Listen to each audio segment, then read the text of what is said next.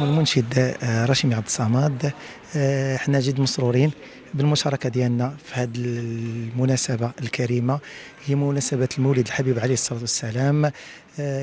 نسأل الله سبحانه وتعالى أن في هذه الأيام اللي هي أيام مباركة إن شاء الله الرحمن الرحيم أن يجعلنا يجمعنا في الرحمة ديالو ويسقنا من حوض النبي عليه الصلاة والسلام شربة هنيئة لا نظمأ بعدها أبدا.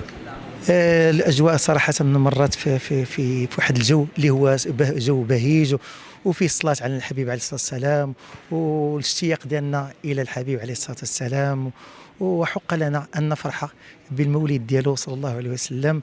هو القائل عليه الصلاة والسلام: من صلى علي واحدة صلى الله عليه 10.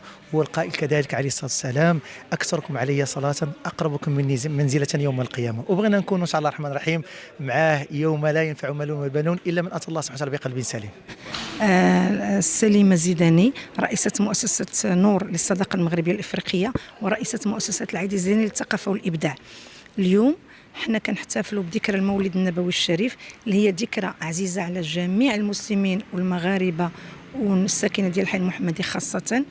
الطقوس اللي كانت كدوز هنا في هذا المكان هذا بالضبط منذ 50 سنة كان الاحتفال بذكرى المولد النبوي عنده طقوس خاصة.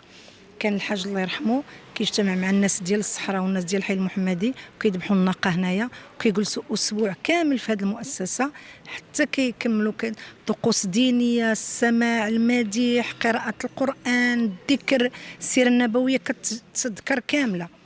عاد كيمشيو اسبوع كامل كيجلسوا كيباتوا هنا، كياكلوا هنا، كيفطروا هنا، كيشربوا هنا اسبوع كامل.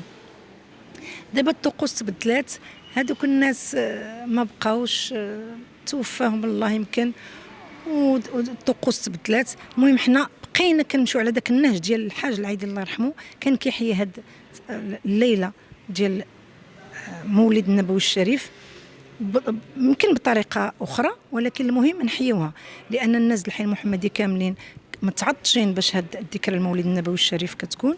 كنجتمعوا كنديروا قراءه القران الكريم والسماع والمديح، وكنجبدوا السيره النبويه الشريفه العطره، والحمد لله كدوز في اجواء مزيانه الحمد لله.